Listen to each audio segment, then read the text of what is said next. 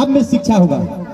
सुने होंगे कि शेरनी का दूध वो जो कौन पीते हैं, जिसके अंदर में शिक्षा होता है तब वो दहाड़ता है।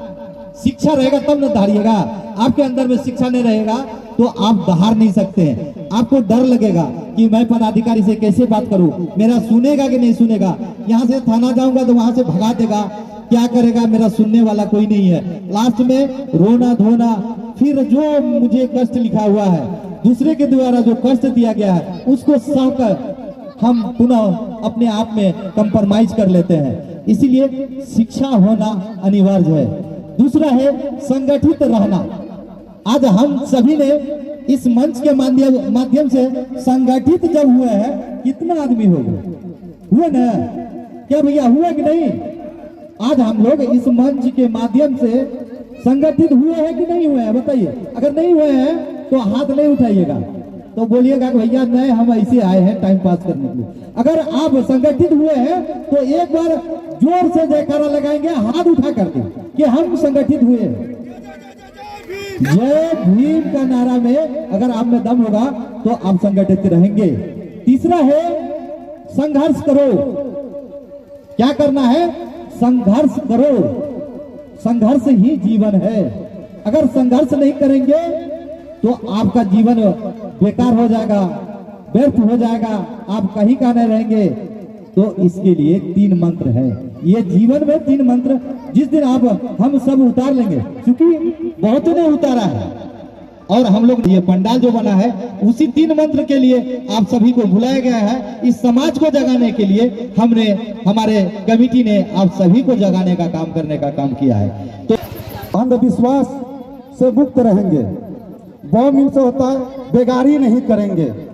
2 मील से होता है डर के नहीं रहेंगे। क मील से होता है कला से निपुण रहेंगे।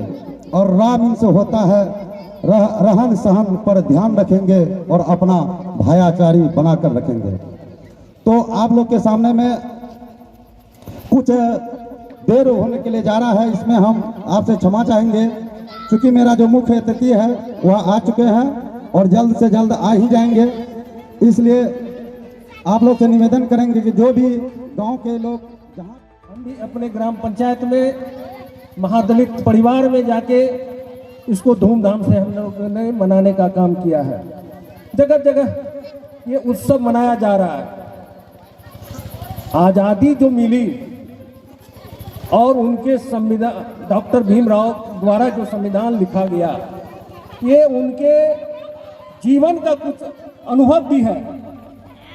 आज जो आज़ादी मिली कुछ वर्गों को मिला, लेकिन जो असली वंचित लोग थे, दबा कुचला शोषित लोग, उसको आज तक भी आज़ादी नहीं मिली है। ये मैं दावे के साथ कहता हूँ। मानसिक रूप से अभी भी हम लोग गुलाम हैं। भाई इस बात पर जोरदार तालियां होनी चाहिए, जिसके लिए हमारे समाज आज जगे हैं और जगाने के लिए हमारे साथी कह रहे हैं, उसका सम्मान जरूर करेंगे। धन्यवाद साथियों। हम लोग बाबा साहेब भीमराव अंबेडकर को कुछ ही दिनों से, अभी भी बहुत लोग नहीं जानते हैं कि ये हमारे समाज का एक अभिन्न अंग, महान पुरुष। अगर हम तुलना करें श्री रामचंद्र भगवान से तो उससे कम नहीं है। मेरे जीवन के लिए आज यदि हम चलते हैं तो इन्हीं का देन है। आज यदि हम अपनी बातें रखते हैं तो यही बाबा साहब का देन है। आज देश चल रहा है, स्टेट चल रहा है, प्रशासन चल रहा है, कानून बन रहा है, तो यही बाबा साहब भीमराव अंबेडकर जी का देन है। आज हम उनके जन्मदिन का उत्सव धूमधाम से मनाते हैं। इस सभा की अध्यक्षता कर रहे पारस जी और यहाँ आए हुए तमाम अतिथि, सबका मैं हार्दिक अभिनंदन करता हूँ। मैं बीमार हूँ, हार्ट पेशेंट हूँ, मैं ज़्यादा कुछ तो बोल नहीं पाऊँगा, क्योंकि हमको साउंड से जो है दूर रहने का अनुमति है डॉक्टर के द्वारा। तो मैं यहाँ आ गया हूँ। शायद हमारे मुख्य अतिथि आ चुके हैं। अब हम लोग उनके स्वागत में कुछ नारे देंगे।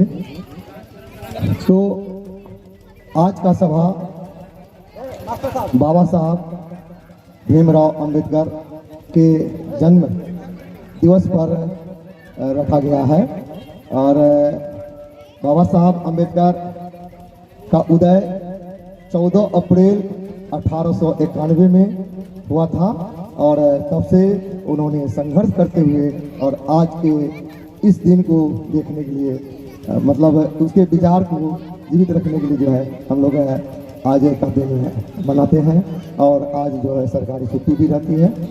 और बाबा साहब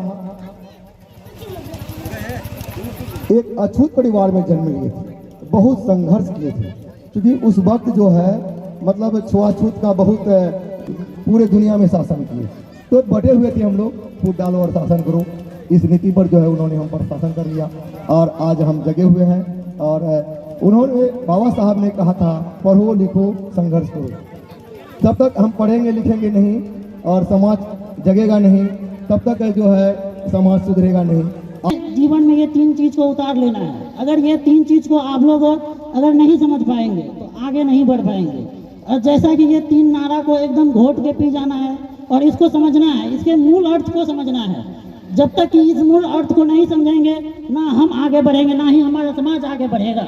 और जैसा कि हम जानते हैं कि हमारा समाज बहुत कुचले हजारों सालों मनुस्मृति द्वारा थोपे गए एक संविधान से उभरा हुआ समाज है।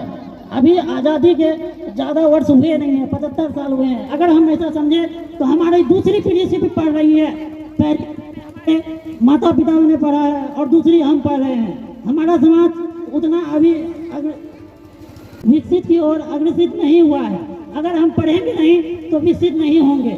सबसे मूल मर्द है पढ़ाई। जब तक हम पढ़ाई नहीं करेंगे तब तक आगे नहीं बढ़ेंगे। मेरा मानना यह है कि स्टूडेंट होने के नाते कि सिर्फ हम अपने सिलेबस को नहीं पढ़े, हम अपने आदर्शों महापुरुषों की जीवनी को भी पढ़े, उससे एक शिक्षा मिलेगी। उसके द्वारा जो लिखी हुई जीवनी है सिर्फ उसकी जीवनी नहीं है, उसके दिया हुआ संघर्ष है। उस संघर्ष को हमें समझना पड़ेगा और किसी की जीवनी पढ़ने से हमको उतना ज्ञान होगा जितना कि उसकी उम्र है। उसने अपने उम्र भर के जीवनी को लिखा है और आप अगर उसको पढ़िएगा तो उसको आगे बढ़ने का काम कीजिएगा।